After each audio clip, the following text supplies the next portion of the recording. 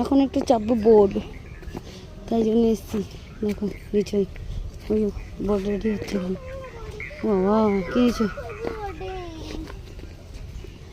ওরা এসে আগে থাকতে রেডি।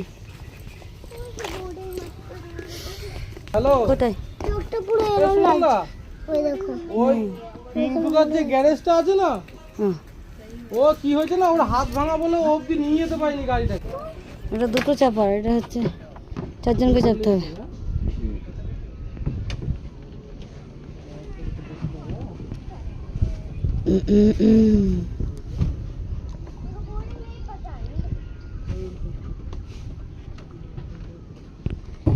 ও বাবা আমাদের একা পাঠিয়ে দিল। ঠিক আছে, এরকম লেভেলে যাবো।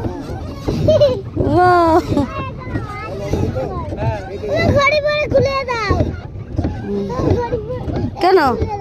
না না থাক, ওরা দুজনে প্যান্ডেল করছে।